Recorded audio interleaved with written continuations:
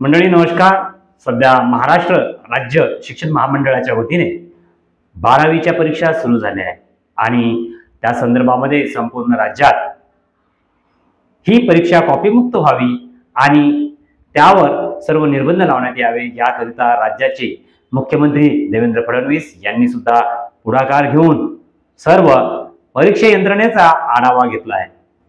तरी नुकतीच काल झालेल्या पहिल्या पेपरच्या दिवशी बुलढाणा येथील असलेल्या जिल्हा परिषद शाळेत रिकाम्या दारूच्या बाटल्यांचा ढीग दिसून आला आणि त्यावरून शिक्षण संस्थेवर असलेल्या शिक्षण व्यवस्थेमध्ये असलेल्या त्या गैरप्रकाराचं पितळ उघड पडलं। नमस्कार, मी संतोष पिंगळे।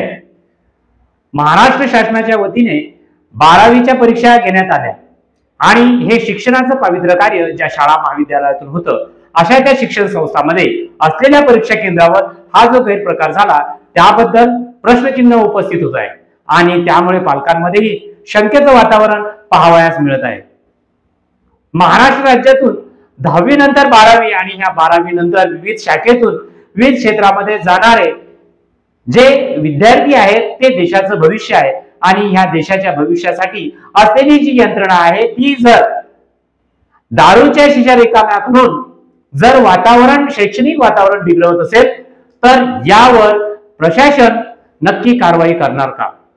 कारण शिक्षणाच्या नावाखाली प्रत्येक पालक हा सजग असतो आणि त्यासाठी वाटेल तो खर्च करण्याची तयारी त्या पालकाची असते, परंतु शासनातील असलेल्या अधिकाऱ्यांची आणि विशेषतः शिक्षण विभागातील त्या कर्मचाऱ्यांची दिरंगाई आणि मनमानी ही नक्कीच त्या विकासाला चालना देणारी आहे का? आणि त्यामुळे स्थानिक जिल्हा प्रशासनात किंवा शिक्षण विभागात असलेल्या त्या व्यवस्थेबद्दल अनेक चर्चांना उधाण आलंय। जिल्हा परिषद शाळेत त्या विद्यार्थ्यांना असलेल्या परीक्षा केंद्रावर पाण्याची सुविधा नाही, मूत्रीचा अभाव, या सगळ्या गोष्टी पाहता संबंधित परीक्षा केंद्राकरता प्रशासनाच्या वतीने प्रत्येक ठिकाणी एक नियंत्रण करण्याचं काम करण्यात आलं असलं तरी मूलभूत सुविधाच्या बाबतीत का अनागोंदी कारभार केला जात आहे यावर सध्या चर्चा रंगल्या आहेत। बुलढाणा हे जिल्ह्याचं ठिकाण आणि येथे कार्यरत असलेली ही जिल्हा परिषद शाळा परीक्षा केंद्र होती आणि या परीक्षा केंद्रावर ची जी वास्तविकता आहे त्यामुळे या शिक्षण विभागातील सावळा गोंधळ समोर आला आहे।